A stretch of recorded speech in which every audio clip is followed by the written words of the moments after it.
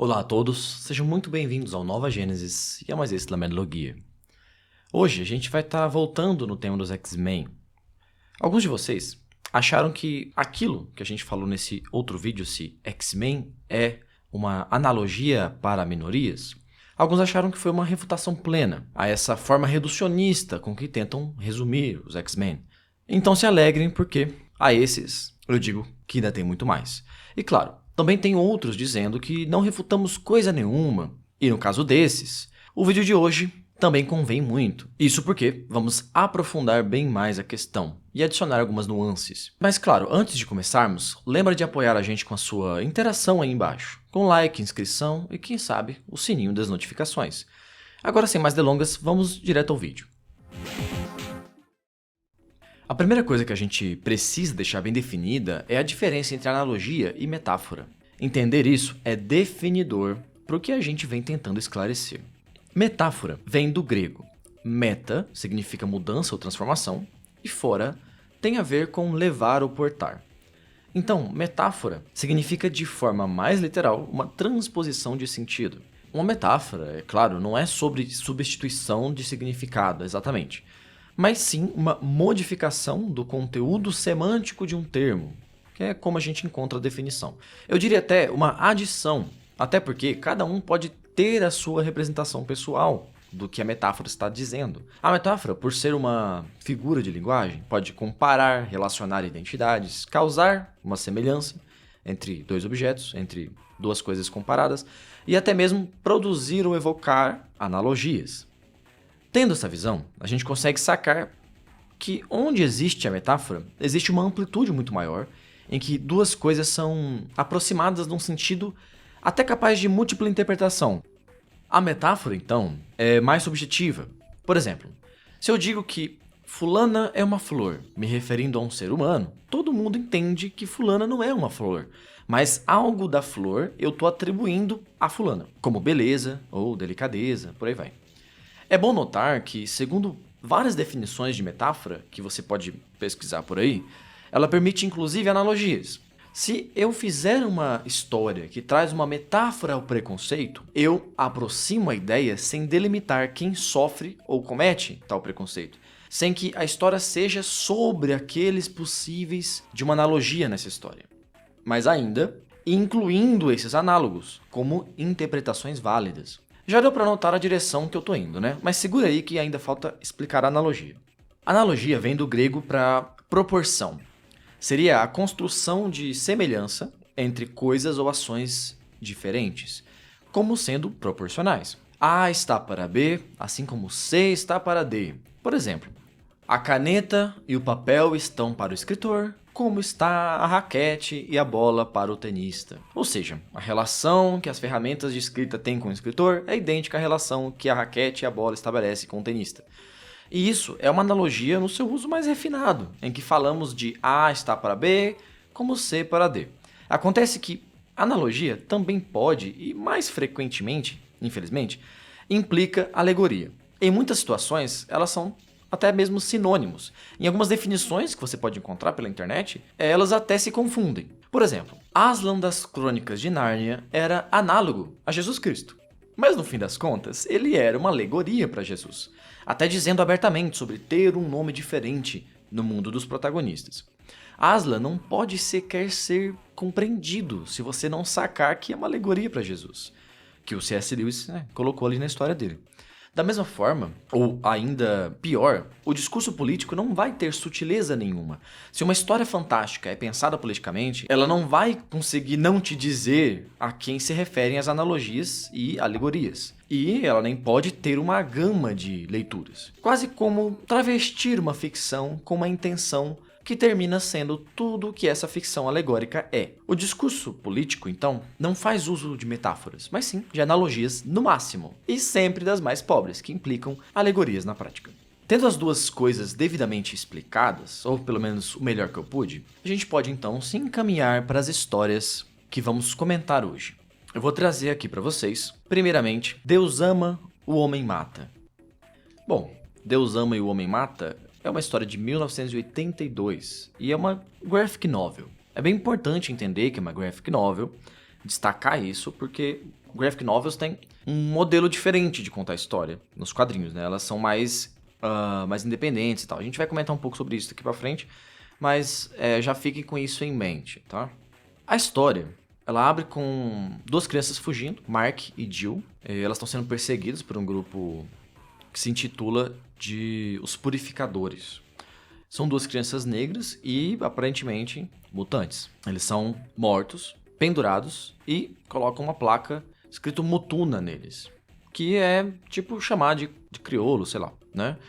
Isso aqui é uma referência bem clara ao que de fato acontecia nos Estados Unidos, principalmente antes das revoluções dos anos 60. E com esse começo, a história define imediatamente que ela posiciona uma metáfora à perseguição que aconteceu nos Estados Unidos e, da mesma forma, as perseguições semelhantes, né? Da nossa história. Ela estabelece esse paralelo aí imediatamente, ao colocar duas crianças negras que são perseguidas por um grupo de purificadores, alguma coisa assim.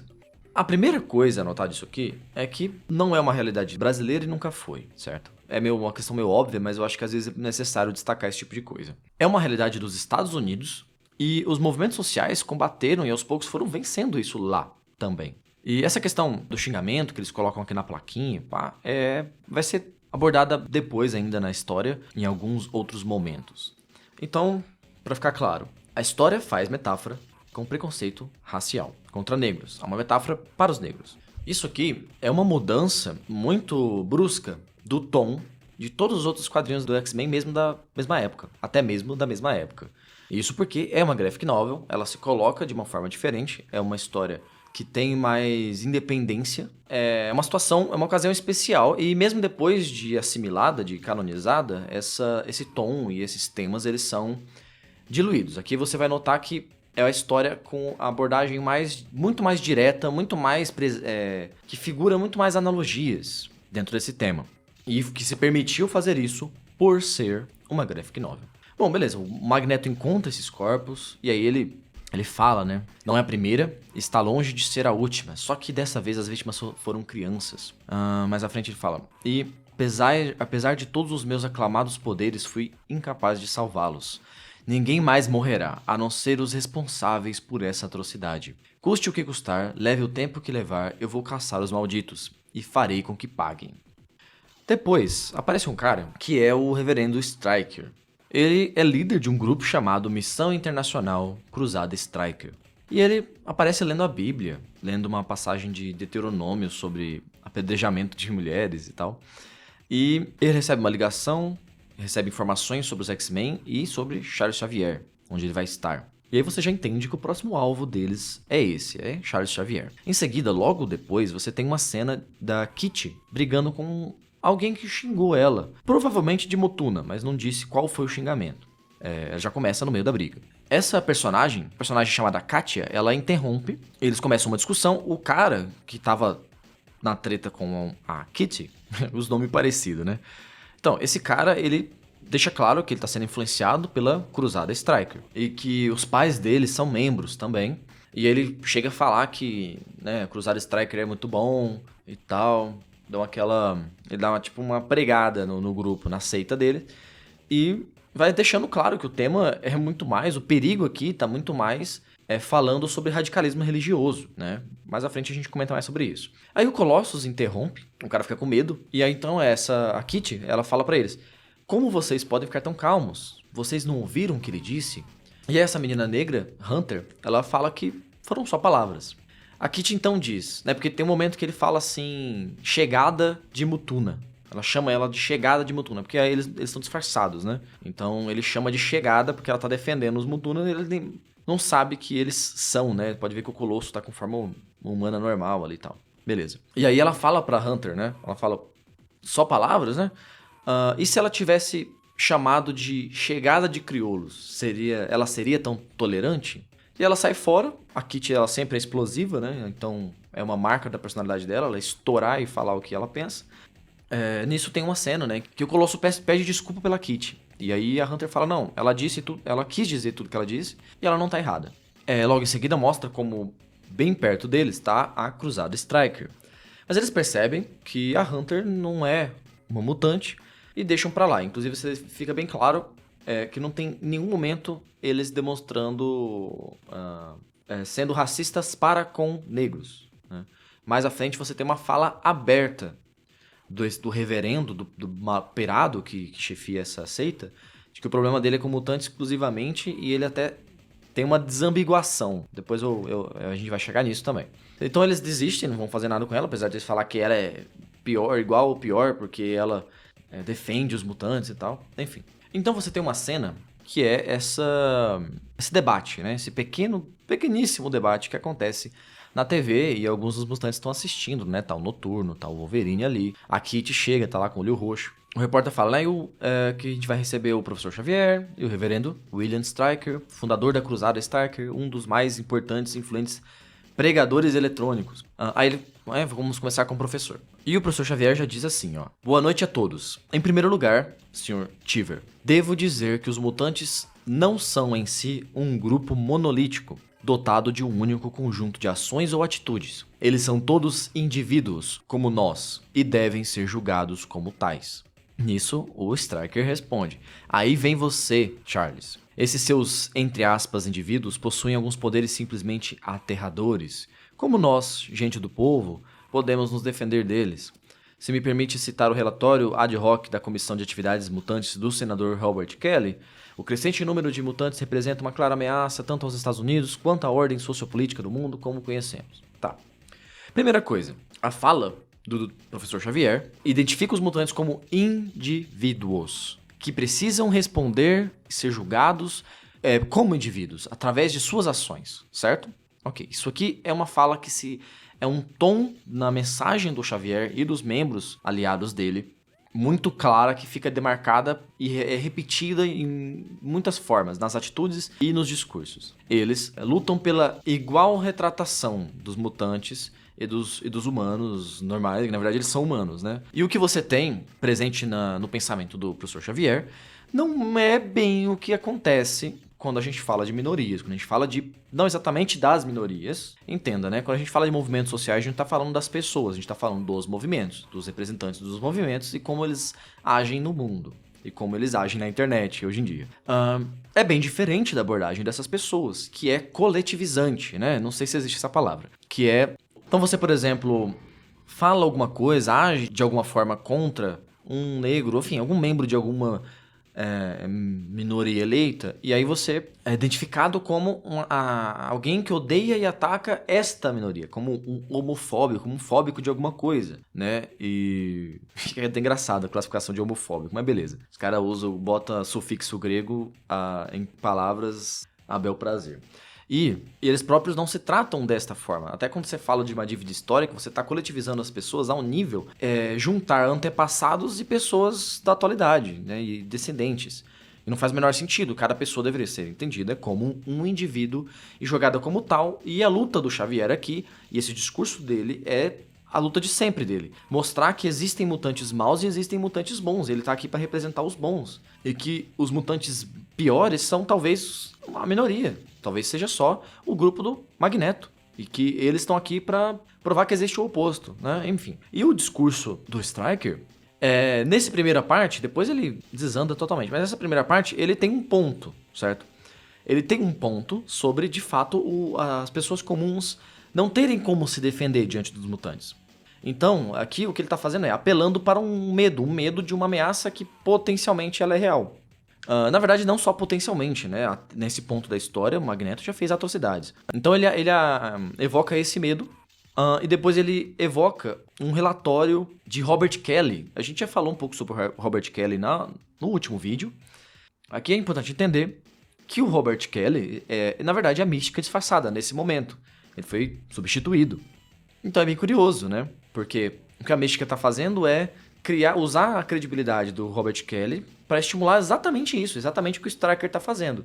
Estimular esse medo a respeito dos mutantes. Então você percebe que tem até mesmo uma conspiração de mutantes para piorar a vida dos mutantes, como os mutantes são vistos e tratados na sociedade, porque eles querem estimular esse conflito. Qualquer semelhança com a realidade é mera coincidência. Se a gente for começar a aplicar analogias, como eu já falei, né, essencialmente o X-Men não é analogia para minorias. Mas se você for fazer essa analogia, você vai ter que começar a identificar onde estão os magnetos e as místicas.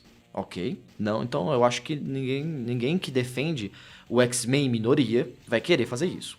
E aí o Starker ainda fala, aí é quando ele realmente desanda, quando ele leva pro caminho mais perigoso do discurso dele. Isso aqui, lembrando, é o discurso público, né? Secretamente o Starker comanda assassinato. Afinal, Charles, será justo chamar os mutantes de humanos? O termo genérico para eles é, se bem me recordo, Homo superior. O que nos leva a pensar numa espécie completamente diferente. Putz, aqui ele tá causando o quê? O que ele tá buscando é desumanizar, né? Isso tem paralelos. Perceba que é sobre os mutantes, mas tem paralelos, talvez análogos mesmo. Talvez não, certamente análogos ao que aconteceu no nosso mundo, em que negros foram, por muitas pessoas, por grupos, por nações inteiras, considerados, discutidos como seres sem alma, né? Como uma forma de justificar a escravidão e as atrocidades que eram cometidas. Então, que você tem um paralelo. De fato, porque quando ele busca desumanizar, separar do humano, ele busca isso, né? Ele busca, no fim das contas, que a humanidade se identifique separadamente e como inimigas dessa outra espécie, que nem mesmo é humana, né? Todo mundo fica preocupadíssimo porque entra comercial, as coisas meio que atrapalham a imagem do Xavier, ele não consegue dar uma boa resposta. A eloquência aqui do Starker, eles conversam sobre ele ser muito convincente e tal, enfim, vou dar uma pulada nisso aqui. Mas aqui, o que a gente tá percebendo é que é um fanático religioso. Bom, fanatismo religioso é a última coisa que a gente vai passar pano aqui nesse canal. A gente abomina o fanatismo religioso com todas as forças. Inclusive, de fato, a KKK, ela começou com religiosos, com um extremismo religioso. Então, enfim, vamos comentar isso, né? Esse quadrinho ele tem esse tema mais denso, né? Como eu já falei, por ser uma graphic novel, por ser mais independente. Esses temas depois ressurgem de maneira bem mais diluída, muito menos direta nos quadrinhos seguintes. Na verdade, principalmente quadrinhos específicos, mas enfim, depois esses elementos são integrados aos X-Men de uma forma diluída. E isso aqui, essa graphic novel, ela vem daquela ideia de fazer quadrinhos literatura, né? Esse clima tão denso, tão, né, intrincado de referências históricas e tal. É daquela mentalidade de fazer quadrinhos mais sérios e tal, né? Beleza. Vamos lá. A história vai seguindo e eles vão, né, descobrindo coisas, enfrentando os purificadores. E aí tem essa cena em que eles enfrentam um cara, né, um dos purificadores, e o Wolverine não mata o cara. O Wolverine fala: teu dia de sorte, cara. E o Magneto fala: eu não diria isso. O Magneto, no fim das contas, mata o cara. Você tem um pensamento aqui, um recordatório. Todos servem à Cruzada Stryker, cujo objetivo é a completa e inquestionável erradicação da raça mutante. E o meio para atingir tal fim é o homem que dedicou sua vida para defender a causa do Homo Superior, Charles Xavier. Depois, o Magneto comenta: uma vez mais, o genocídio em nome de Deus. Uma história antiga como a humanidade. E não é? De fato é isso. De fato é isso que aconteceu ao longo da história, muitas vezes. O Colossus então pergunta, né? Isso foi necessário?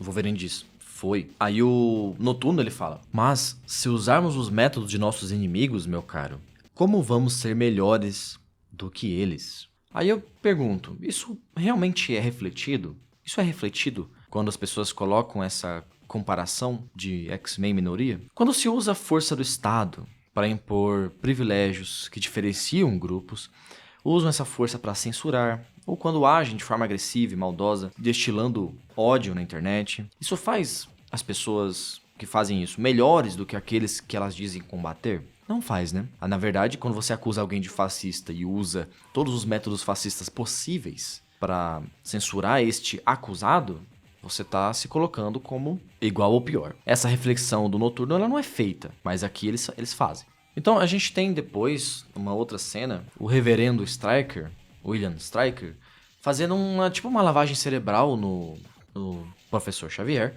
E muito interessante que essa lavagem aqui, essa tortura que ele coloca o Xavier, tem simbologia cristã, né? Ele tá como um Cristo, né? E aí você tem um tipo de flashback, né?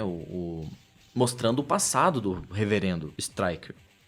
Ele era um veterano de guerra, já completamente enlouquecido, e quando ele vê um filho dele nasceu um monstro, como ele chama, ele decidiu matar o bebê e a mulher junto. Então, primeiro, a gente tá falando de um completo maluco.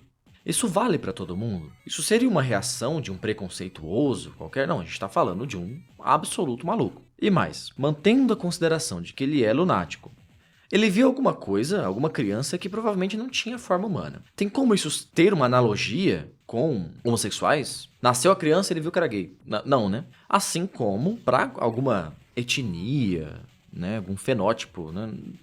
Não tem como.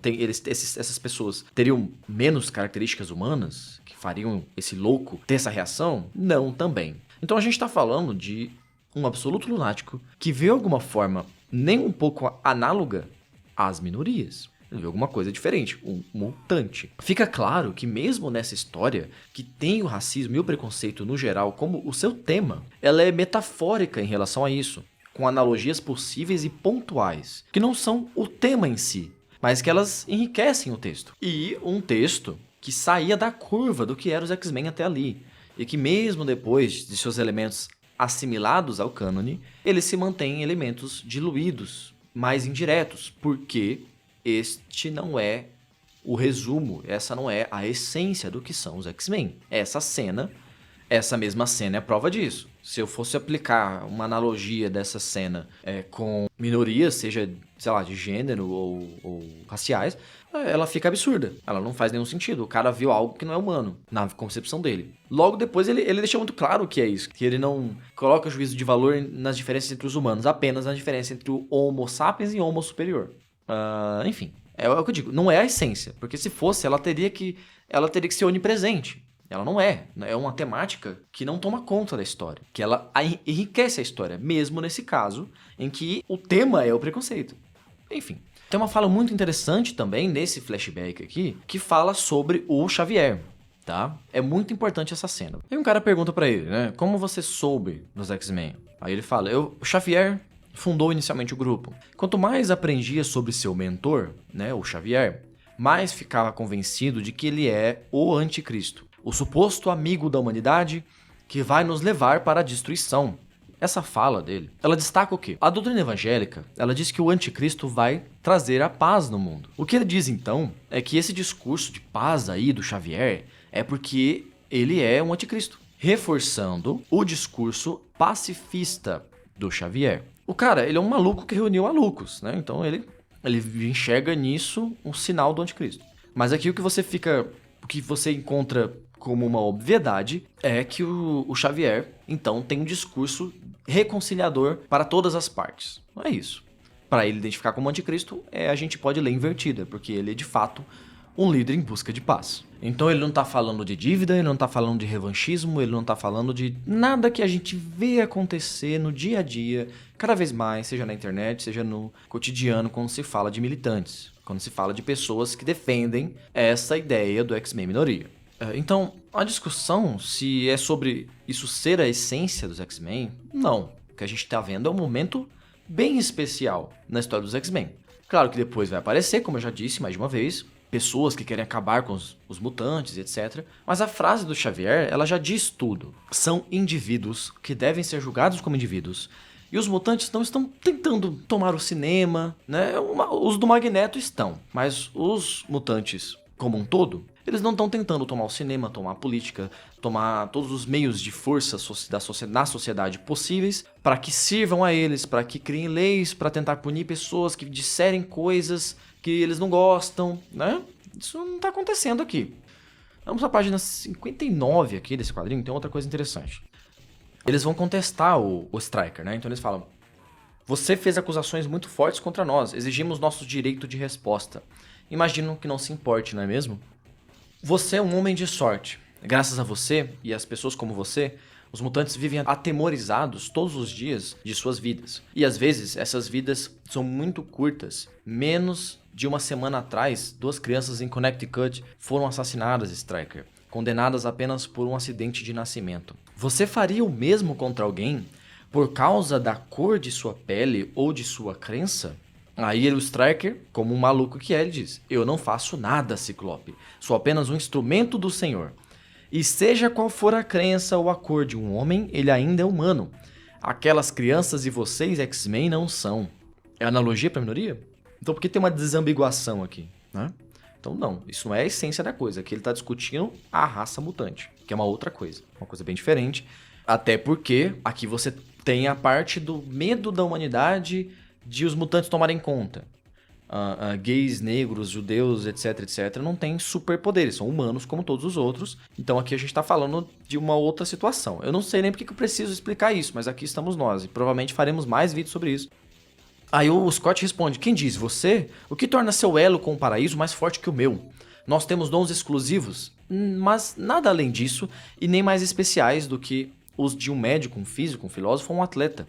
Podem ser devidos a um acidente da natureza ou da providência divina. Quem pode garantir? Rótulos arbitrários são mais importantes do que a maneira como levamos nossa vida? O que supostamente somos é mais importante do que o que realmente somos? Sob outro ponto de vista, nós poderíamos ser a verdadeira raça humana e todos os demais como você, os mutantes. Olha que direto o que o Scott Summers está falando. O que é mais importante, como alguém age ou o que alguém supostamente é? No caso aqui, supostamente não humanos, né? Ou por terem a classificação de mutantes. Então, isso que leva ao julgamento dessas pessoas? Ou é como elas são no mundo? A gente vê isso acontecer quando se fala de minorias. Então percebam que é uma metáfora para o preconceito, que traz a metáfora por lado do preconceito racial. Depois ele fala cor e religião, né, e crenças e tal. E o Scott está falando de que o que é mais importante, o que realmente somos ou o que supostamente somos. Então, como realmente somos no mundo, o que fazemos individualmente com pessoas, é isso que deveria ser o fator de julgamento. A gente vê isso de fato acontecer quando a gente fala de militância, quando a gente fala de representatividade, não sei o quê. Não, a gente vê pesos diferentes. A gente vê pesos bem diferentes. Isso é a grande discussão sobre o tal não existência do racismo reverso, por exemplo. Não é o tema do vídeo, mas, né? Dizer reverso já é uma piada. O racismo, ele tem uma definição muito clara. Então, por que tem pessoas que não vão levar ao mesmo peso? Senão porque essas pessoas, só que pro lado mais positivo, mas essas pessoas estão sendo julgadas e se julgando de forma diferente pelo que supostamente são, em vez do que realmente são, em vez do que realmente estão fazendo. Usei o exemplo do racismo e posso usar qualquer outro. Você tem 2 pesos, 2 medidas constantemente. Então, aqui você tem uma metáfora para o preconceito. Porque se você tivesse uma alegoria, uma referência direta às tais minorias, então você teria que apontar que o Scott está tendo um discurso anti-lacração, anti-representatividade. Ele está tendo um discurso como o do Xavier, pacificador, de união, de respeito igual como ser humano a todos os seres, a como eles agem no mundo, a que eles fazem, a como eles são, quais são as virtudes e defeitos que de fato ele demonstra e não as características atribuídas por rótulos arbitrários, que ele diz aqui, rótulos arbitrários, ok? Eu espero que isso esteja bem óbvio. Claro, né? Depois ele aponta pro Noturno e fala, humanos? Você ousa chamar aquela coisa de humana? E aí a Kitty, ela explode, né? Ela fala, mais humano que você. Noturno é generoso, bom e decente. Ele tinha todas as razões para ser amargurado, todas as desculpas para se tornar um demônio por dentro e por fora. Mas em vez disso, decidiu aprender a rir. Eu espero ser pelo menos a metade da pessoa que ele é. E se eu tiver que escolher entre gostar do meu amigo e acreditar no seu Deus, então escolho o meu amigo. Então, o discurso, novamente, ele é anti o revanchismo, o vitimismo, o que a gente pode chamar de lacração, sei lá. Entende? É contrário. É contrário. Ele tem todos os motivos para ser um demônio, para ser amargurado, mas ele escolheu rir. Ele aprendeu a rir. Então aqui a gente consegue, inclusive, encaixar a questão da criminalização de piadas, né? Do que pode e não pode ser dito. Aqui ela coloca nas costas dele de... Bom, ele é uma pessoa tão melhor que ele consegue agir por cima disso. Das piadas, das acusações, dos xingamentos. Ele ri. Ele escolheu rir, ele escolheu ser uma pessoa boa. Ele escolheu não ser igual aos acusadores dele. Por que a gente tem no nosso mundo uma coisa bem inversa disso, né? Pessoas que são alvo de alguma coisa, de alguma piada, alguma coisa, e aí elas não demonstram essa virtude no Noturno, né? Então, o que você tem aqui é uma demonstração de virtude, uma demonstração de superioridade diante das adversidades, que é a marca do que representa os mutantes do Xavier. Então, se você for fazer a porra da analogia que querem colocar, você tem que colocar ela como uma anti-lacração, como uma anti-esquerda identitária. Bom, enfim, aí o reverendo tenta atirar nela, um policial impede, atira nele, aí alguém, nossa, o policial atirou no reverendo. Aí o policial fala, o reverendo ia atirar numa menina desarmada. Se essa é a palavra de Deus, com certeza ela mudou desde que eu fui à igreja domingo passado.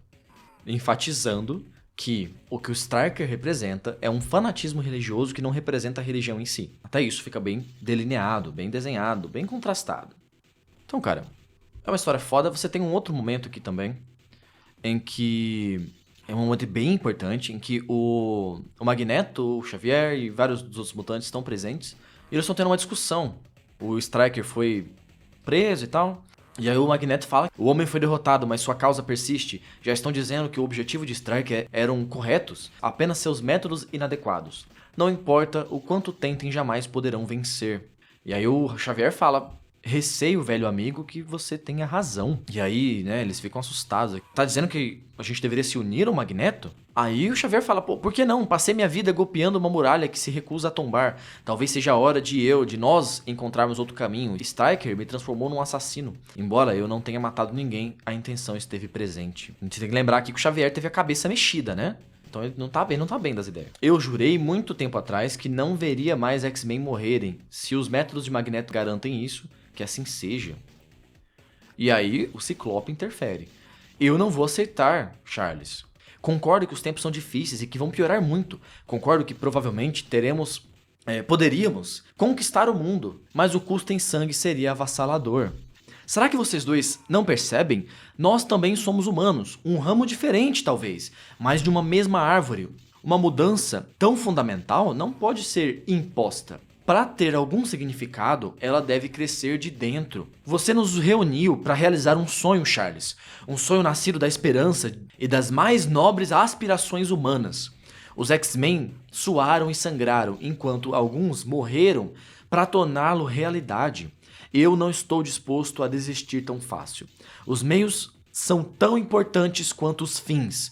Nós temos de fazer as coisas de maneira muito certa ou não fazer nada. Menos do que isso, negará aquilo em que acreditamos, os sacrifícios que já fizemos. É um discurso muito foda, um discurso que resume o ideal heróico dos X-Men e que retorna o professor Charles Xavier de volta aos eixos, né?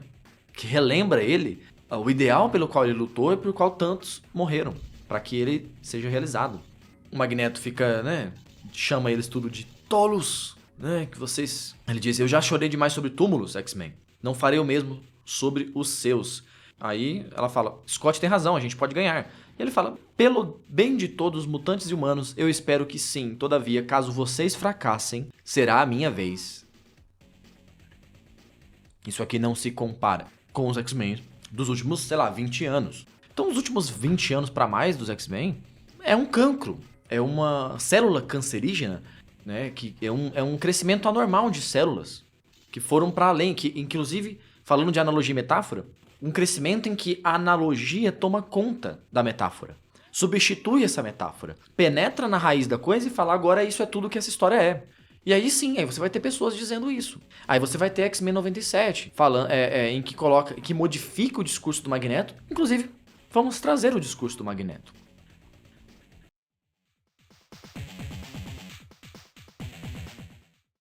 Nosso segundo quadrinho que eu vou trazer hoje aqui, e que pretendo ser mais breve, que a gente já falou bastante sobre o anterior, é X-Men 24, que nos Estados Unidos foi publicado como X-Men 200. E, inclusive aqui no Brasil, se você procurar na internet, você às vezes encontra a versão brasileira com a numeração 200 também. Então, vamos dizer que é o X-Men 200. Aqui é a famosíssima história do julgamento do Magneto.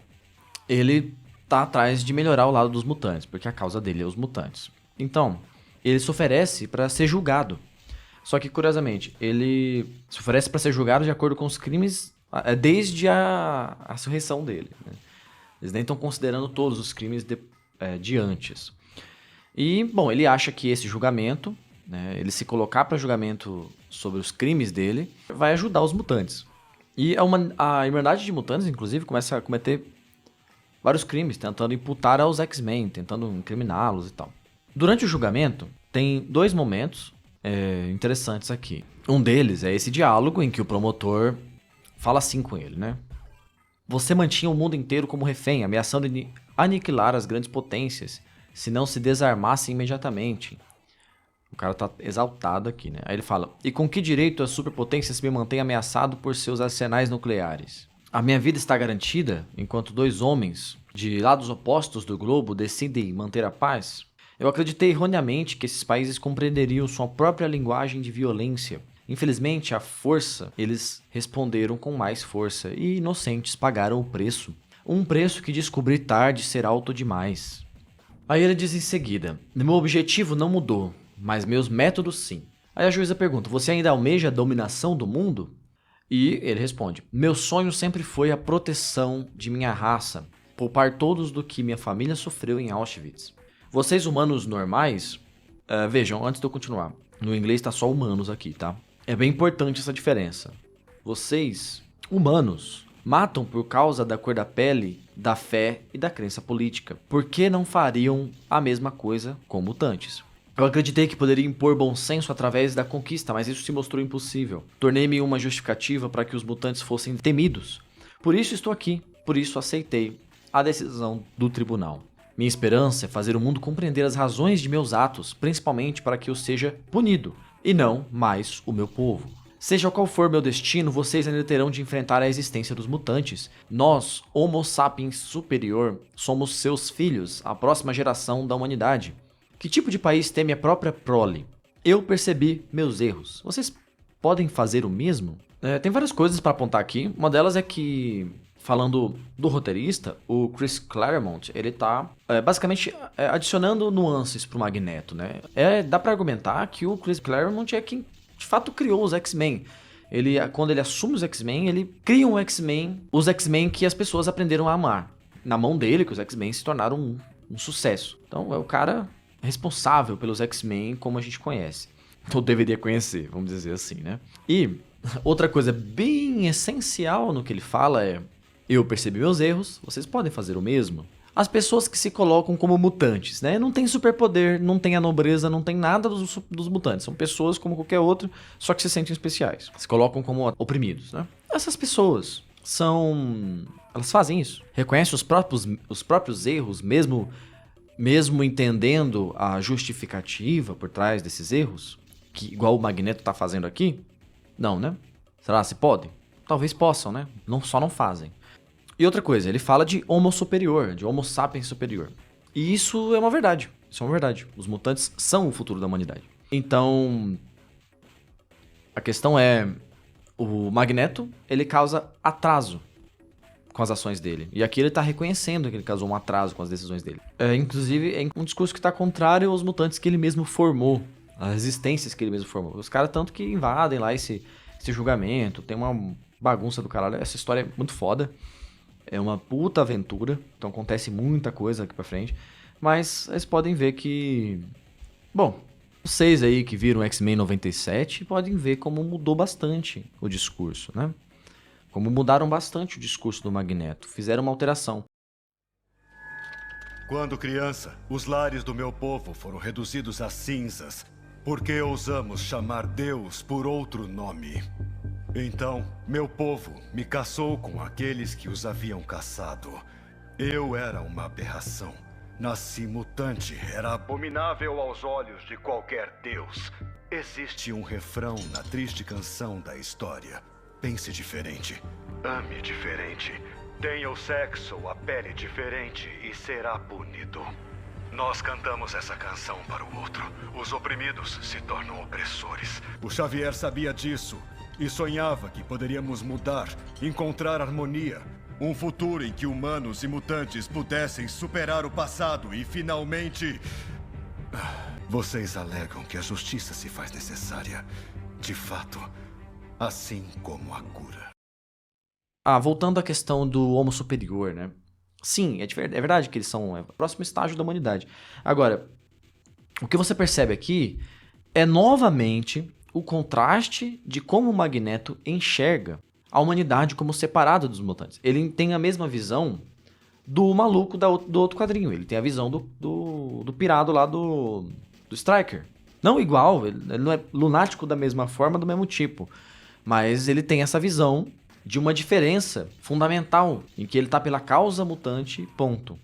Enquanto o Xavier não faz essa separação entre vocês humanos.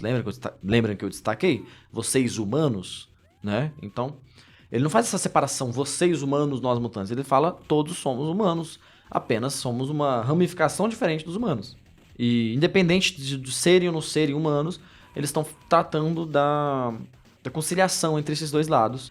Aí, né, entrando aquela analogia que tanto atribuem ao Stan Lee, que na verdade foi uma pergunta empurrada para ele, que ele então assume sim, eu acho que inconscientemente foi feita essa analogia, entre Martin Luther King, né, por exemplo. O sonho do Martin Luther King seria esse, que negros e brancos pudessem andar lado a lado, de mãos dadas, sem julgar ninguém pela credo, cor, enfim. Então, é o sonho, seria um sonho paralelo aqui, né? E que não é nada pelo que a militância atual luta, que é uma militância que luta, em sua grande maioria, porque não sei lá, acho que não posso falar por todos, né? Luta por essa divisão, por esse revanchismo, por esse amargor que só estimula mais a separação. Você tem tantas pessoas do lado da esquerda, progressistas, que assumem isso. Fala, porra, eu acho que a gente tá atrasando, a gente tá sendo mais retrógrado do que progressista. Então as situações, elas são muito diferentes.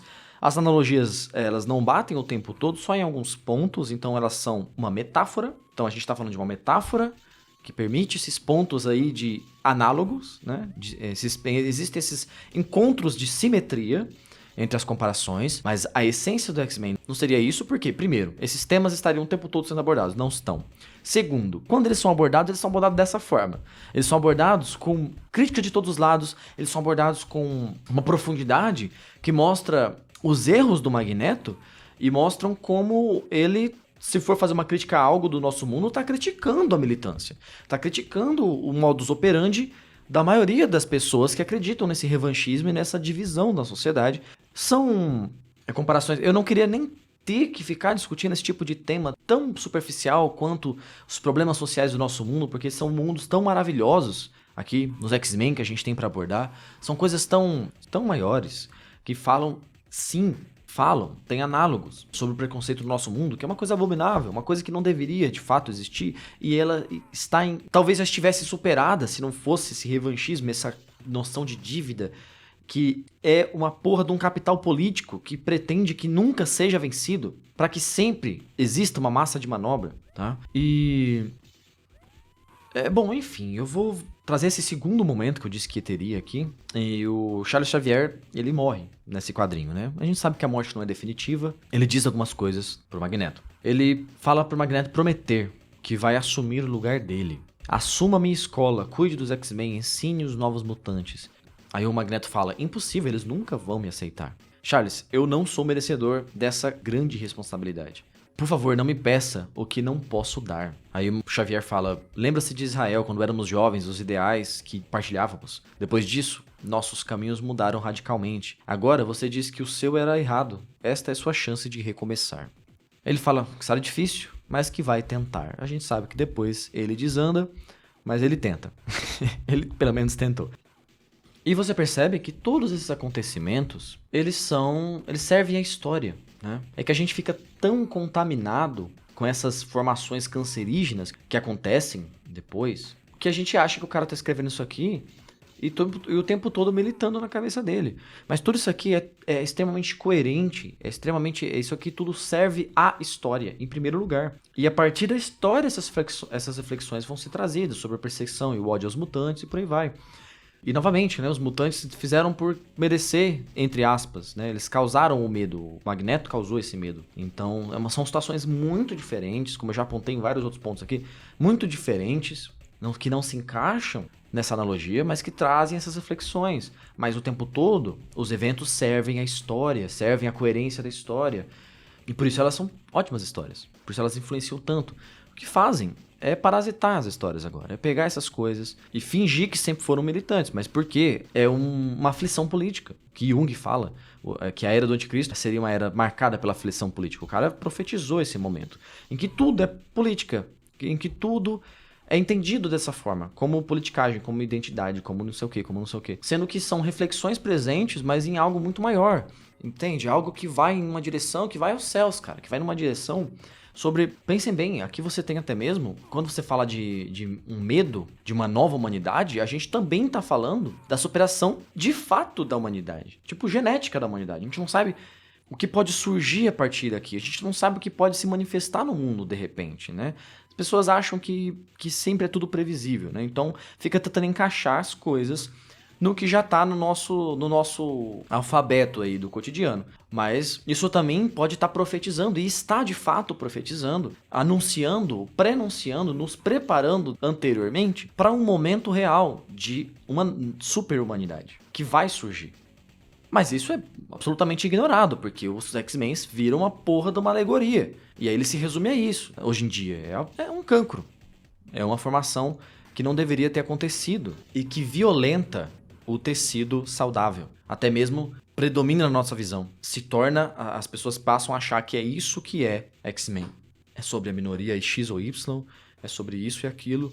E sendo que X-Men é sobre X-Men, que é uma obra tão grande e tão próxima de nós, que permite reflexões diversas, válidas, mas que não.